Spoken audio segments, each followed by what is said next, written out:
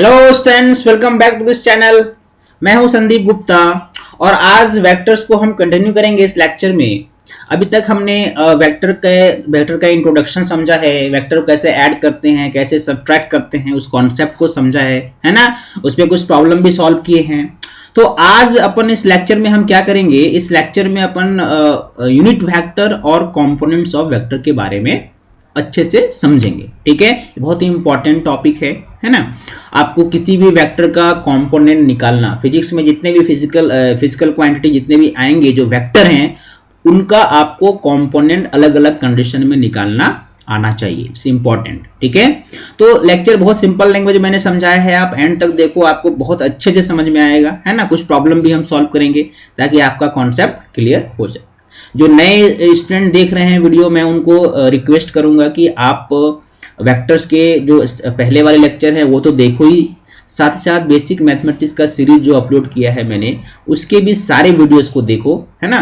तो फिजिक्स पढ़ने में एक नया इंटरेस्ट आएगा, एक आपको लगेगा कि ये बहुत आसान हो गया आपके लिए, है ना। अगर आपने बेसिक मैथमेटिक्स थोड़ी बहुत अगर आपको अगर आती है तो फिजिक्स पढ़ना बहुत आसान हो जाता है। ठीक है, तो चलो स्टार्ट करते हैं। सबसे पहले आज मैं आपको समझाता हूं what is a unit vector. नाम से ही पता चलता है कि एक वेक्टर जिसका मैग्नीट्यूड कितना होना चाहिए, 1 होना चाहिए। दैट मीन्स अगर मैं इसको सिंपल लैंग्वेज में लिखूं तो a vector having unit magnitude.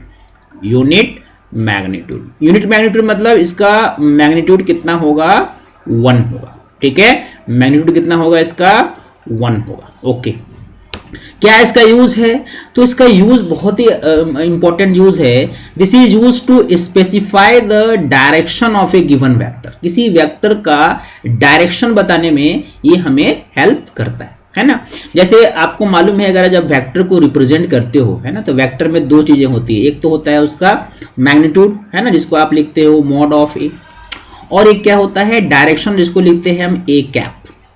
तो ये जो ए कैप मैंने यहां पे लिखा ना, that is actually unit vector, है ना, दैट इज यूनिट वेक्टर। इसको मैं कैसे लिखूंगा, मैं लिखता हूं इसको ए कैप इज यूनिट वेक्टर, है ना, ऑफ ए वेक्टर, ऐसे लिखते हैं। मतलब ए कैप जो है वो ए वेक्टर का डायरेक्शन स्पेसिफाई करेगा, बताएगा कितना होता है। ठीक है, यहां ये निकालने का एक फॉर्मूला भी हम आगे यूज करेंगे।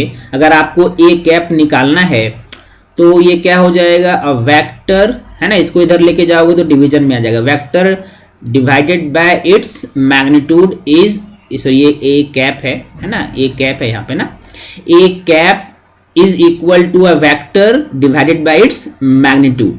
तो this is also the formula to find unit vector. But अभी मैं पहले यूनिट वेक्टर का पूरा कॉन्सेप्ट सीख लेते हैं, फिर हम कैसे इसको फाइंड करते हैं वो मैं आपको बताता हूँ। ठीक है, अब इसको देखो, थोड़ा सा इसका और फील लाता हूँ, है ना। फील आना चाहिए, आपको समझ में आना चाहिए मैं क्या बोल रहा हूँ। जैसे मान लो मैंने ए वेक्टर लिया, तो मैं एक ए वेक्टर यहाँ पे एक इमेजिन करता हूँ कि ये ए वेक्टर, ठीक है, मान लो ये ए वेक्टर रिप्रेजेंट करता है।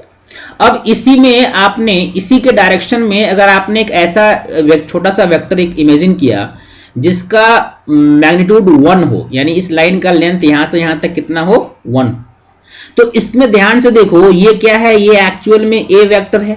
ठीक है, और इसी के डायरेक्शन में आपने एक वेक्टर ले लिया जिसका मैग्नीट्यूड कितना है, 1 है। तो इसी को हम बोलेंगे, यहां से यहां तक जो वेक्टर बना इसको बोलेंगे ए कैप, मतलब यूनिट वेक्टर ए। वैसे ही मान लो यहां से यहां तक आपने एक और इसको ले लिया, ठीक है, इसका भी मैग्नीट्यूड 1 है, तो ये फिर से क्या हो गया, इसको क्या बोलोगे, ए कैप। वैसे ही अगर आप इसको 1 1 वाले लाइन में डिवाइड करते जाओ तो सब अपने आप में क्या है, ए कैप है ना। मान लो कि आपने इसको डिवाइड किया, ये भी 1 है तो ये भी ए कैप हो गया। ठीक है, ये भी 1 है तो ये भी ए कैप हो गया। तो कितने ए कैप यहां पे हुए, 1 2 3 4 5। ठीक है, एक यहां पे लिया है, यहां लिया, यहां से लिया और यहां से लिया। तो इस पूरे वेक्टर को आप क्या लिख सकते हो, ए वेक्टर का मतलब हो गया 5 ए कैप। देखो 5 ए कैप, ये कंप्लीट आपने रिप्रेजेंट कर दिया ए वेक्टर को। यहां पे 5 क्या है बच्चों, मालूम है आपको, 5 क्या है, वेक्टर का मैग्नीट्यूड है। और ये ए कैप क्या है, ए कैप ये बताता है कि आपने जो वेक्टर लिया है इस डायरेक्शन में लिया है। यानी वेक्टर का मैग्नीट्यूड और डायरेक्शन है ना, ये दो इंपॉर्टेंट पार्ट होते हैं। तो जो डायरेक्शन वाला पार्ट है वो बताने का रिस्पॉन्सिबिलिटी किसका है, यूनिट वेक्टर का है। ठीक है, तो थोड़ा समझ में आ रहा है आपको। अब देखो इसको और अच्छे से समझते हैं। मान लो कि अब डायरेक्शन जब भी हम बात करते हैं फिजिक्स में, तो डायरेक्शन हम क्या करते हैं, डायरेक्शन हम कोऑर्डिनेट के हिसाब से लेते हैं। एक्स डायरेक्शन एक्स एक्सिस के अलोंग, वाई एक्सिस के अलोंग, जेड एक्सिस के अलोंग, है ना। तो मान लो उसके हिसाब से अगर मैंने डायरेक्शन बनाया, ठीक है, लेट्स सपोज कि मैं यहाँ पे ड्रॉ करता हूँ। देखो लेट्स सपोज कि मैंने यहाँ पे ये बोला कि ये जो है वो एक्स एक्सिस है, ठीक है, और ये मान लो वाई एक्सिस है, इस पॉइंट पे ये ओरिजिन है हमारा, ठीक है, और इधर मान लो ये Z axis, this is X axis, ठीक है, this is Y axis, this is Z axis, this is origin. तो अगर डायरेक्शन जो है एक्स एक्सिस के अलोंग, ये हमारे मतलब समझो कि सुविधा के लिए हम इसको मैंने बनाया है कि अगर डायरेक्शन दिया हुआ है अलोंग एक्स एक्सिस, तो एक्स एक्सिस के अलोंग जो आप लोगे यूनिट वेक्टर, उसको लिखते हैं आई कैप, ठीक है, ये बस लिखने का तरीका है।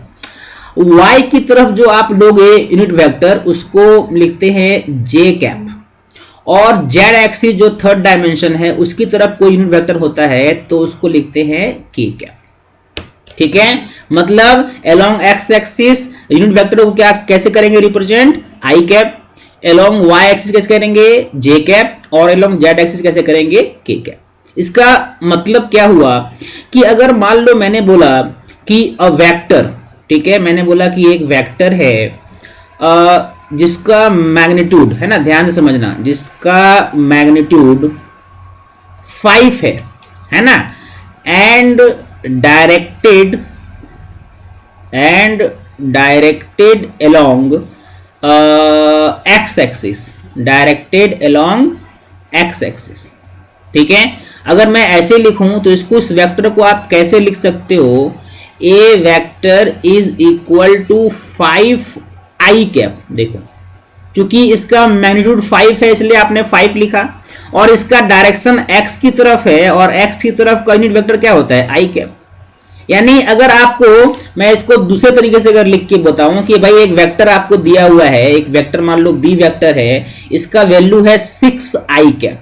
क्या है, 6 आई कैप। इसका मतलब आप क्या समझ सकते हो कि इसका मैग्नीट्यूड 6 है और इसका डायरेक्शन एक्स एक्सिस के अलोंग है, ये यहां पे क्लियर हो गया। अगर मैं बोलूं कि चलो एक वेक्टर है जिसका वैल्यू है 5 जे कैप, इसका मतलब क्या हुआ कि एक ऐसा वेक्टर है, ठीक है, जिसका मैग्नीट्यूड कितना है, 5 है, और इसका डायरेक्शन क्या है, अलोंग वाई एक्सिस है, मतलब इधर है। अगर मैं बोलूं, बस इसी को सिंपल समझते जाओ, आपको आसानी से अब देखो धीरे धीरे थोड़ा फील आएगा आपको। मान लो कि एक वेक्टर मैं बोलूं कि p वेक्टर है और इसका वैल्यू है 4k, ठीक है, 4k कैप, मतलब इसका डायरेक्शन जेड एक्सिस के अलोंग है और इसका मैग्नीट्यूड कितना है, 4। तो इस तरह से आई जे के फॉर्म में आप एक्सिस वाइज समझ सकते हो वेक्टर एक्स के एक्सिस की तरफ है कि वाई की तरफ है या जेड की तरफ। ठीक है, मैं एक दो एग्जांपल और लेता हूं ताकि इसको और थोड़ा सा आपको ये समझ में आए। देखो, ठीक है, तो अब देखो, अब मैंने मान लो अब कुछ ऐसा वेक्टर लिया है ना। अब देखो थोड़ा सा अब आपको और मैं लेवल थोड़ा सा इंक्रीज करता हूं। मान लो कि मैंने एक वेक्टर लिया, इसको ऐसे लिखा 2i + 3j। अरे इसको कैसे समझेंगे? तो इसको समझने का मतलब सिंपल सा है कि एक ऐसा वेक्टर है जिसका मैग्नीट्यूड है ना, इस वेक्टर का मैग्नीट्यूड जो है अलोंग एक्स एक्सिस कितना है, 2, और अलोंग वाई एक्सिस कितना है, 3, है ना। यानी इस तरह से अगर कोई वेक्टर लिखा होगा तो इसका मतलब होता है कि x की तरफ उसका मैग्नीट्यूड 2 है और y की तरफ उसका मैग्नीट्यूड 3 है ना। यानी अगर मैं ज्योमेट्रिकली इसको रिप्रेजेंट करूं तो मान लो कि ये अगर x एक्सिस है, ठीक है, और ये अगर मान लो y एक्सिस है। चलो इसको इधर करते हैं रिप्रेजेंट, है ना।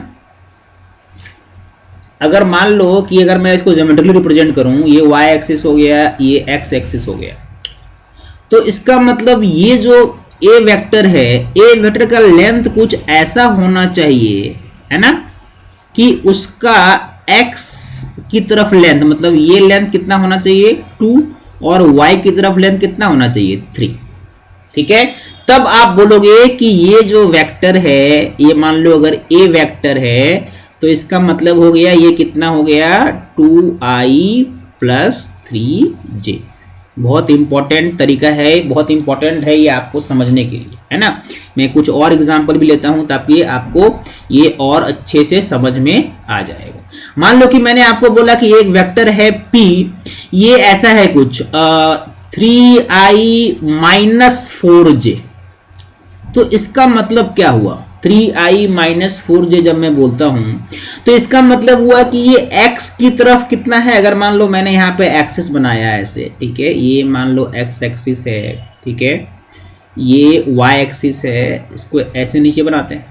नीचे मैंने क्यों बनाया आपको समझ में आया होगा, ठीक है। नीचे मैंने क्यों बनाया, क्योंकि इसका i वाला प्लस है लेकिन j जो है वो माइनस है। j क्या, कौन सा एक्सिस को शो करता है, y एक्सिस को। तो j किधर है, -4 मतलब इधर है, लेकिन x वाला जो है वो प्लस है। तो एक्चुअल में वेक्टर इस क्वाड्रेंट में ऐसे आना चाहिए यहां तक, ठीक है। और अगर आप इसको यहाँ पे मिला दीजिए, ठीक है, अगर आप मान लीजिए आपने यहाँ पे एक लाइन ऐसे ड्रॉ किया, तो x की तरफ कितना वैल्यू है, ये जो लाइन है ये x की तरफ को करेगा रिप्रेजेंट, और ये कितना है 3 है। और y की तरफ ये लाइन है ना, y की तरफ कितना है -4, जाहिर है कि ये नीचे आएगा तो माइनस ही होगा, यानी ये जो लाइन इसका लेंथ क्या लोगे आप -4। यानी ये वेक्टर को आप फोर्थ क्वाड्रेंट में आपने रिप्रेजेंट किया। कौन सा वेक्टर है ये, जो अभी मैंने आपको लिखा 3i माइनस 4j। और एक देखते हैं, चलो ठीक है, थोड़ा सा अच्छे से और इसको क्लियर करते हैं। मान लो कि अगर आपने लिया है एक r वेक्टर और मैंने बोला ये है -2i माइनस 4j। अब क्या करोगे, दोनों नेगेटिव है, तो अगर दोनों नेगेटिव है तो x एक्सिस भी नेगेटिव होगा और y एक्सिस भी नेगेटिव होगा। यानी वेक्टर कैसा होगा, वेक्टर कुछ ऐसा होगा कि ये लाइन भी क्या होगा, ये -2 है ना, और ये जो वर्टिकल लाइन है जो कि नीचे रिप्रेजेंट करता है y एक्सिस को, ये क्या हो गया -4। तो एक वेक्टर के i और j के टर्म में लिखने से आपको समझ में आ जाएगा कि वेक्टर का रिप्रेजेंटेशन किस क्वाड्रेंट में, फर्स्ट क्वाड्रेंट में बनाना है, सेकंड में बनाना है, थर्ड में बनाना है ना। अभी तो इससे और भी बहुत सारा चीज पता चलेगा, बट सिंपल ये i j को के टर्म में जब मैं लिखता हूं तो इसका मतलब क्या है मैंने आपको ये बताया। कहीं कहीं वेक्टर मान लो 3 डायमेंशन भी हो सकता है। मान लो मैंने बोला कि भाई एक वेक्टर है, एक ऐसा वेक्टर है जो है ऐसे है i plus 2j plus 4k। इसका मतलब क्या हुआ, इसका मतलब हुआ कि अलोंग x एक्सिस इसका कितना मैग्नीट्यूड है 1, अलोंग y एक्सिस कितना है 2 और अलोंग z एक्सिस कितना है 4। ठीक है, मतलब लेंथ, विड्थ और हाइट के हिसाब से सोचो, इसका लेंथ कितना है 1, विड्थ कितना है 2 और हाइट कितना है 4। ठीक है, तो अभी तक आपको क्लियर समझ में आ गया कि आई कैप जो है अलोंग एक्स एक्सिस यूज करते हैं, जे कैप अलोंग वाई एक्सिस और के cap along Z axis. Plus sign के लिए प्लस एक्स एक्सिस मानोगे, कहीं पे माइनस है तो वो नेगेटिव पार्ट को रिप्रेजेंट करेगा। मतलब मान लो -2j रहता तो नेगेटिव वाई में 2 लेके जाएंगे। ठीक है, चलो अब हम, ये इंट्रोडक्शन था, अब हम इसको समझते हैं कि इसको और कैसे अच्छे से यूज करेंगे, इसका कॉन्सेप्ट समझते हैं। ओके, अब देखो मान लो कि एक वेक्टर है, यहाँ पे मैंने एक लिया है आर वेक्टर। ठीक है, अब इस आर वेक्टर को रिप्रेजेंट करने के लिए आप कैसे यूज करते हो कि ये जानने के लिए एक्स की तरफ कितना है, वाई की तरफ कितना है। ठीक है, ये आपको अगर पता चल जाए तो आपको एग्जैक्ट समझ में आता है कि आर का मैग्नीट्यूड एक्स के अलोंग कितना है और वाई के अलोंग कितना है। तो मान लो कि मैंने यहां से एक ये ऐसे लाइन नीचे ड्रॉ किया, तो ये जो 2 है, ये यहां से यहां तक ये जो लाइन का लेंथ है, ये एक्चुअल में क्या बताएगा, आर का मैग्नीट्यूड एक्स के अलोंग कितना है, और इस लाइन का लेंथ क्या बताएगा, आर का मैग्नीट्यूड वाई के अलोंग कितना है। तो इसी को हम फिजिक्स में कंपोनेंट भी बोलते हैं, ठीक है। रेक्टेंगुलर कंपोनेंट इसलिए बोलते हैं क्योंकि एक्स एक्सिस और वाई एक्सिस एक दूसरे पे क्या है, परपेंडिकुलर होता है। तो कंपोनेंट का मतलब कुछ नहीं, जो आपने यूनिट वेक्टर के कॉन्सेप्ट में सीखा वही यहां पे भी है। यानी अगर आपको समझना है आर एक्स, ठीक है, आर एक्स क्या है, मैग्नीट्यूड, आर एक्स को मैं क्या लिखता हूं, magnitude of R vector along X axis, ठीक है। इसी को हम कहेंगे कंपोनेंट, है ना, इसको हम बोलेंगे component of R vector along X axis, और इसको हम सिंपली आर एक्स लिखेंगे, ठीक है। वैसे ही अगर मैं बोलूं आर वाई क्या है, तो आर वाई क्या हो जाएगा, वाई कंपोनेंट, है ना। कंपोनेंट का मतलब होता है कि उस तरफ वेक्टर आर का वैल्यू कितना है। तो एक वेक्टर को आर एक्स और आर वाई के, मान लो अगर मैंने बोला कि चलो आर वेक्टर को आप कंपोनेंट के फॉर्म में कैसे लिखोगे, है ना। तो मान लो कि ये आर वेक्टर है और इसका एक्स कंपोनेंट कितना है, आर एक्स, और एक्स की तरफ क्या लिखते हो आप, डायरेक्शन आई कैप, ओके। और प्लस वाई कंपोनेंट कितना है, आर वाई, और इधर क्या लिखते हो आप वेक्टर जे कैप। यानी ये जो तरीका मैंने अभी आपको लिखा, ठीक है, इसको बोलते हैं किसी वेक्टर को यूनिट वेक्टर के फॉर्म में हम कैसे लिख सकते हैं, आर वेक्टर को यूनिट वेक्टर के फॉर्म में कैसे लिख सकते हैं। यहां पे देखो ये दोनों कंपोनेंट है, एक्स के अलोंग और वाई के अलोंग, और ये आई कैप जे कैप, आई कैप बताता है कि वो डायरेक्शन एक्स की तरफ है और जे बताता है वो डायरेक्शन वाई की तरफ, ठीक है। बहुत ही सिंपल तरीके से आप समझ सकते हो। अब सवाल है कि ये आर एक्स और आर वाई कितना होगा, है ना। मान लो एक वेक्टर दिया हुआ है और आपको निकालना है उसका एक्स कंपोनेंट कितना है, वाई कंपोनेंट कितना है। तो उसके लिए आपको यहाँ पे एक एंगल दिया होगा, मान लो ये एंगल थीटा है, और इस ट्रायंगल को मान लो मैं ए ओ ए बी लिखता हूं ऐसे, है ना। अब ध्यान से देखो, अगर मैंने आपको बोला कि ये ट्रायंगल में है ना, in triangle O A B, ठीक है। अब बेसिक ट्रिग्नोमेट्री के कॉन्सेप्ट लगाएंगे। हमें आर मालूम है, आर इज गिवन, आर क्या है, इस ट्रायंगल का हाइपोटेनस है। और क्या आपको फाइंड करना है, बेस फाइंड करना है और परपेंडिकुलर फाइंड करना है। तो बेस वाले के लिए हम कॉस का यूज करते हैं और परपेंडिकुलर फाइंड करने के लिए साइन का यूज करते हैं, है ना। तो चलो पहले हम बेस फाइंड करते हैं। कॉस थीटा मेरा फेवरेट है। कॉस थीटा इक्वल टू क्या होता है, बेस अपॉन हाइपोटेनस। बेस क्या है यहाँ पे, बेस है R X equal to sorry R X divide by R, यानी आर एक्स का फॉर्मूला क्या हो गया, आर एक्स का फॉर्मूला हो गया R cos theta, fine, okay. अब इसी ट्रायंगल में अगर मैं साइन लेता तो मुझे देखो आर वाई मिल जाएगा। अगर मैं यहाँ पे यूज करूं कि चलो साइन थीटा बताओ, तो साइन थीटा क्या होता है, परपेंडिकुलर, ठीक है, डिवाइडेड बाय हाइपोटेनस, यानी इस बार आपको आर वाई मिल जाएगा कितना, आर साइन थीटा। अब इससे क्या फायदा होगा, इससे ये वाला फॉर्म थोड़ा और अच्छे से क्लियर हो जाएगा। अगर आप लिखना चाहते हो यूनिट वेक्टर के फॉर्म में, तो आर एक्स का वैल्यू कितना निकाला आपने, R cos theta, R cos theta I cap, और आर वाई कितना हो गया, R sine theta J cap, ठीक है। That means this is the actual way to write a vector into unit vector form, ठीक है। एग्जांपल से समझाऊं आपको, चलिए एग्जांपल लेता हूं। मान लो कि एक वेक्टर को करते हैं रिप्रेजेंट, हाँ मान लो ये y एक्सिस है, ठीक है, और ये x एक्सिस है, और मैंने एक वेक्टर लिया जिसका मैग्नीट्यूड मान लो 10 है, ठीक है, या हाँ चलो 10 ही लेते हैं, 10 लेते हैं, और ये एंगल जो है ये है 37 डिग्री। इस वेक्टर को मैंने लिखा है r वेक्टर, और मैं आपसे पूछ रहा हूं कि ये जो वेक्टर है, इस वेक्टर को यूनिट वेक्टर के फॉर्म में आप लिख के दिखाओ, ठीक है। या मैंने आपसे पूछा इस वेक्टर का x कंपोनेंट कितना है, या इस वेक्टर का y कंपोनेंट कितना है ना। तो सिंपल सी बात है कि जब मैं बोलता हूं x कंपोनेंट, है ना, जब मैं आपको बोलता हूं x कंपोनेंट और y कंपोनेंट के फॉर्म में लिखो, तो वेक्टर क्या हो जाएगा एक्चुअल में, R X I cap plus R Y J cap, यही ना। अगर 2 डायमेंशन में ले तो 3 डायमेंशन में अगर दिया रहता तो एक और एक्सिस बना होता जेड एक्सिस। पहले 2 डायमेंशन समझ लो आप। अच्छा, आर एक्स कितना हो जाएगा बताओ, ये इस वाले कंडीशन में आर एक्स कितना हो जाएगा। आर एक्स का फॉर्मूला क्या होता है, अगर आपने यहां से एक लाइन ऐसे ड्रॉ किया, ठीक है, तो जब मैं बोलता हूं आर एक्स मतलब इसका ये बेस और आर वाई मतलब ये परपेंडिकुलर, ठीक है, ओके। तो आर एक्स और आर वाई, आर एक्स क्या हो गया इसके हिसाब से आर कॉस थीटा, आर का कितना वैल्यू दिया हुआ है 10, और cos 37 कितना होता है, cos 37 होता है 4/5, ये कट हो गया, मतलब ये कितना आया इसका वैल्यू 8 यूनिट।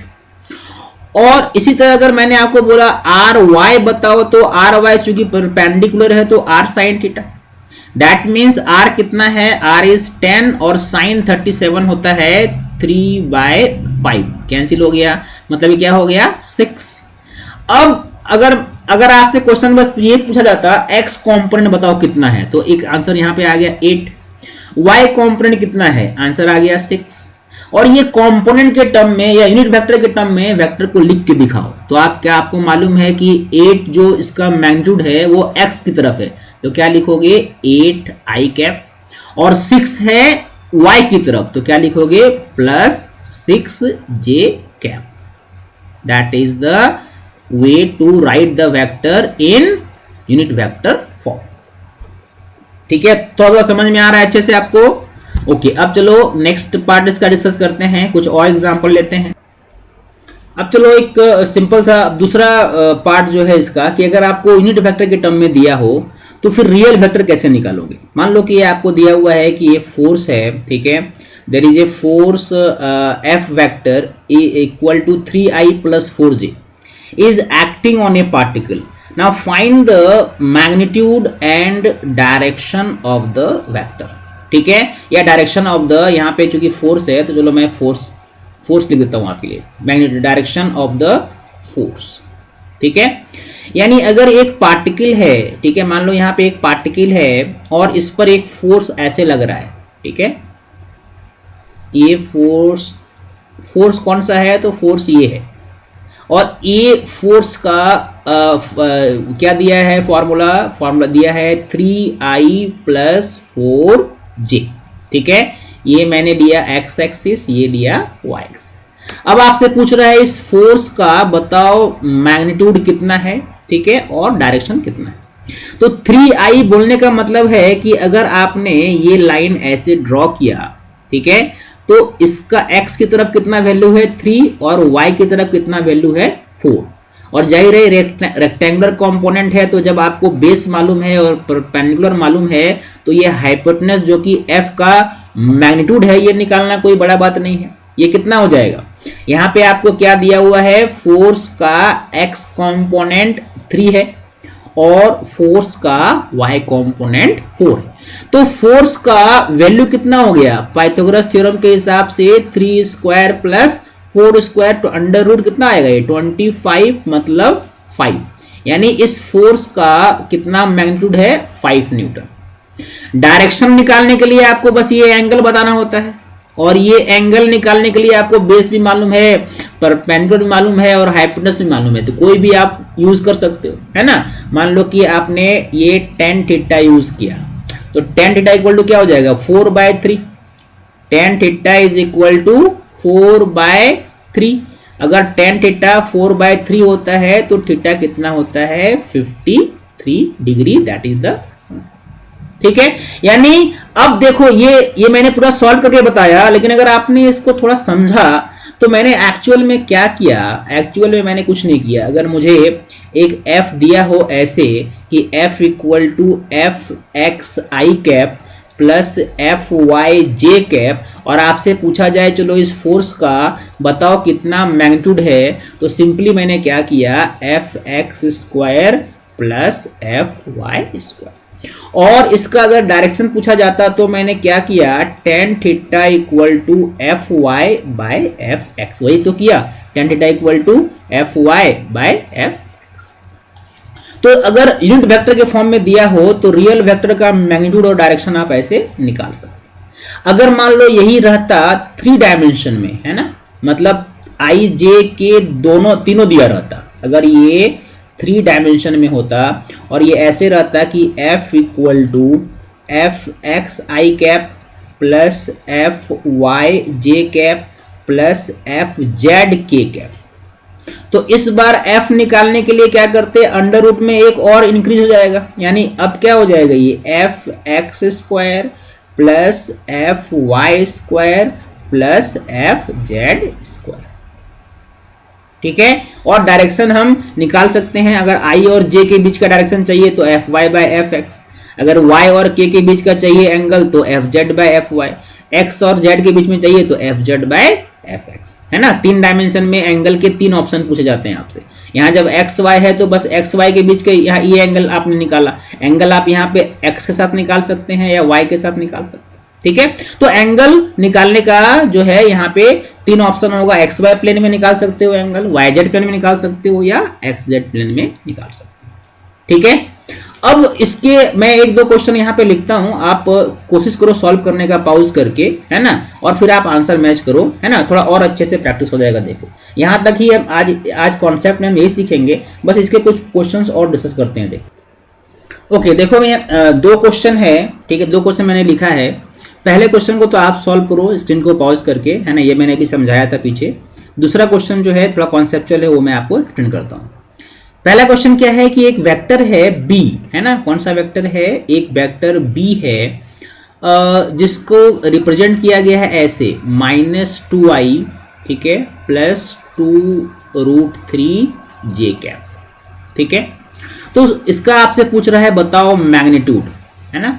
तो मैग्नीट्यूड अगर मैं बोलता हूँ b का, तो आपको मालूम है ये क्या फॉर्मूला हो जाएगा, b का x कॉम्पोनेंट का स्क्वायर प्लस b का y कॉम्पोनेंट का स्क्वायर। ठीक है, और डायरेक्शन भी आप निकाल सकते हो ऐसे ही, जो अभी आपने पढ़ा है formula tan theta equal to by by bx, है ना। आप देखो डायग्राम में ड्रॉ करता हूं, आपको थोड़ा और समझ में आएगा।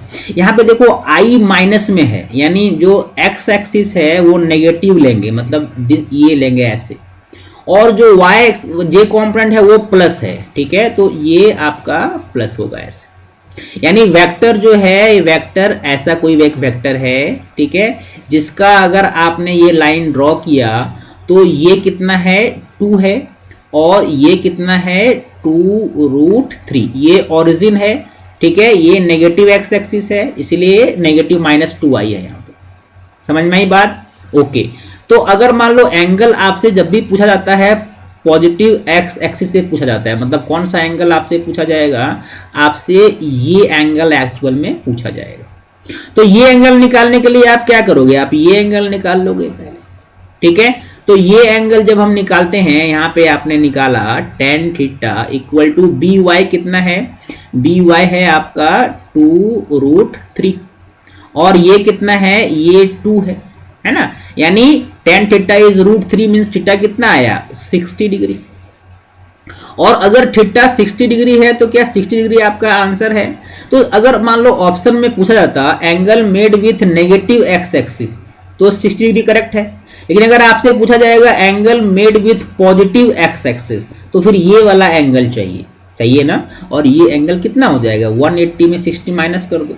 तो अगर आपने 180 में 60 माइनस कर दिया तो ये एंगल कितना हो गया, this angle is 120 degree. That means आप क्या लिखोगे, थीटा इक्वल टू 120 डिग्री, और यहाँ पे करोगे represent with positive x axis, या आप इसको ऐसे भी लिख सकते हो angle is 60 degree with negative x axis, दोनों ही करेक्ट है, ऑप्शन में जैसा भी दिया है। ठीक है, तो ये एक पहले वाले क्वेश्चन का चलो ये आंसर है। अब सेकंड वाले क्वेश्चन का कॉन्सेप्ट थोड़ा समझते हैं।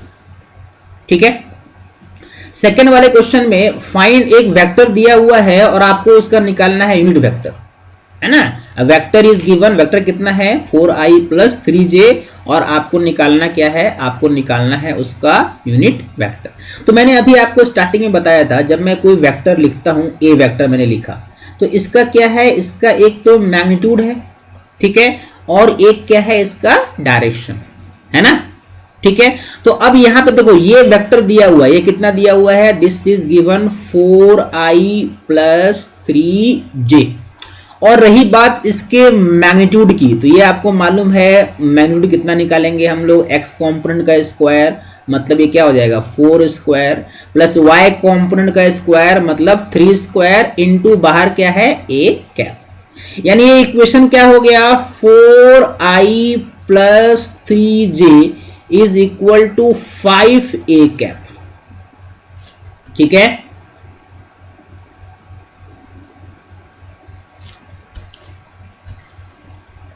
तो इस कंडीशन में अगर आपको ये ए कैप फाइंड करना है, ठीक है, मान लो आपको ये ए कैप फाइंड करना है, तो 5 को इधर ले जाओ, तो ये ए कैप का फॉर्मूला क्या हो गया 4/5 आई कैप प्लस 3/5 जे कैप। ये आंसर आया, this is the value of A cap. A cap मतलब क्या होता है unit vector of A vector. तो कोई भी वेक्टर का अगर आपसे पूछे कि आप यूनिट वेक्टर निकालो तो आप इस तरह से निकाल सकते हैं। ठीक है, फॉर्मूला क्या याद रखोगे, vector is equal to magnitude into unit vector. ठीक है, यहां से आप ये निकाल सकते हैं। ठीक है, चलो अब थोड़ा सा और ज्योमेट्रिकल कंपोनेंट निकालने का कुछ ज्योमेट्रिकल कंडीशन लेते हैं जो अलग अलग चैप्टर में आपको यूज होगा। ठीक है, तो स्टूडेंट्स अभी आई होप अभी तक आपको यूनिट वेक्टर का और कंपोनेंट का थोड़ा थोड़ा फील अच्छे से आया होगा, है ना। अब देखो मान लो कि मैंने अगर कुछ को थोड़ा सा अलग तरह, बहुत न्यूमेरिकल हो गया, बस डायग्राम के हिसाब से अगर मैं आपको एक दो कंडीशन लूं, मान लो कि अगर आपको दिया हुआ है कि एक फोर्स F इधर लग रहा है, ठीक है, और इसका आपको कंपोनेंट निकालना है, तो जरूरी नहीं है कि हमेशा आपको x एक्सिस y एक्सिस दिया रहेगा। x एक्सिस और y एक्सिस एक्चुअल में आप ये मान के चलो कि चूंकि दोनों परपेंडिकुलर है, तो कोई भी अगर एक लाइन को, अगर मान लो आपने इस लाइन को मान लिया x एक्सिस, तो इस पे जो परपेंडिकुलर होगा वो क्या होगा y एक्सिस, यानी ये x है तो ये क्या होगा y, और ये एंगल अगर थीटा है तो f का x की तरफ निकालोगे कंपोनेंट, तो चूंकि ये एंगल इस पे बन रहा है इसलिए बेस है, तो बेस की तरफ वैल्यू क्या होता है cos होता है, f cos थीटा, और y की तरफ कितना कंपोनेंट होगा इसका f sin थीटा। अब ये इस तरह से आपको ये याद अब होना चाहिए। ठीक है, मान लो कि मैंने फोर्स ही ऐसे ले लिया, किसी भी की तरफ आपको कंपोनेंट निकालना पड़ सकता है ना। मैंने बोला कि चलो ये आपको यहाँ पे ये एंगल दिया हुआ है थीटा, ठीक है, तो F का इधर अगर मान लो इसको मान लिया आपने x एक्सिस, तो इस पे जो परपेंडिकुलर होगा वो होगा y एक्सिस, मतलब ये अब y ऐसे लेना पड़ेगा आपको, और चूंकि यहां पे एंगल थीटा है इसलिए F का ये कंपोनेंट हो जाएगा f cos थीटा और ये कंपोनेंट हो जाएगा f sin थीटा। बात समझ में आ रही है। मान लो कि मैंने इधर लिया फोर्स F, ठीक है, और ये ऐसे ये लाइन है, इसमें इसको मान लिया मैंने x एक्सिस, ये हो गया y एक्सिस। अब मान लो ये एंगल दिया हुआ है थीटा, तो अगर ये एंगल थीटा है, जिधर आपको थीटा है, अगर मैंने इसको f लिखा तो आप इसको क्या लिखोगे f cos थीटा, और इधर आप क्या लिखोगे f sin थीटा। ठीक है, मान लो कि मैंने अगर आपको बोला कि चलो एक पार्टिकल है ना, और इसको आपने ऐसे ग्राउंड पे रखा है और इस पर एक फोर्स आप लगा रहे हो ऐसे, ठीक है, एक ऐसे इधर से ऐसे फोर्स लगा रहे हो, इस फोर्स का वैल्यू मान लो है 20 न्यूटन, ठीक है, और मैंने बोला कि x की तरफ कितना फोर्स लग रहा है, ये कितना लग रहा है, और y की तरफ कितना लग रहा है, ये एंगल मान लो है 53 डिग्री। तो ये कंपोनेंट कैसे निकालोगे, यहाँ पे एंगल है तो ये हो जाएगा सीधा सीधा हो जाएगा 20 cos 53 डिग्री, और ये हो जाएगा 20 sin 53। अब थोड़ा फास्ट समझना पड़ेगा आपको, इसलिए मैं ये सब कंडीशन आपको बता रहा हूँ। यानी इधर कितना वैल्यू हो गया, cos 53 कितना होता है 3/5, तो इधर ये कितना हो गया 12 न्यूटन, और 20 sin 53 कितना होता है 4/5, 20 इंटू 4/5, यानी इधर कितना हो गया 16 न्यूटन। ठीक है, तो इस तरह से आपको किसी भी वेक्टर का कंपोनेंट निकालना आना चाहिए। ठीक है। अगर मान लो कि मैंने बोला कि एक पार्टिकल इधर जा रहा है 20 मीटर पर सेकेंड के स्पीड से, वेलोसिटी है, तो इसका बताओ x कंपोनेंट वेलोसिटी का कितना है या वेलोसिटी का y कंपोनेंट कितना है। अगर ये एंगल है 37 डिग्री, तो फिर से चूंकि ये इधर 37 है, इसका मतलब ये इधर क्या हो जाएगा कंपोनेंट 20 इंटू कॉस 37, और इधर कितना हो जाएगा 20 इंटू साइन 37। कॉस 37 करोगे तो कितना आ जाएगा 3/5, 4/5, कॉस 37 कितना होता है 4/5, 4/5 करोगे तो इधर आएगा 16 मीटर पर सेकेंड, और ये 3/5 करोगे तो 12 मीटर पर सेकेंड, है ना। तो इस तरह से हम वेक्टर के कंपोनेंट को निकालना आज हमने सीखा, और यूनिट वेक्टर का कॉन्सेप्ट भी सीखा। अगर आपको वीडियो को समझने में कोई प्रॉब्लम है, किसी तरह का कोई दिक्कत आ रही है, तो आप मुझे कमेंट करो, ठीक है। और अगर आपको समझ में आ रहा है तो इस पे कुछ क्वेश्चन प्रैक्टिस कीजिए, ठीक है। Okay student, thank you for watching this video.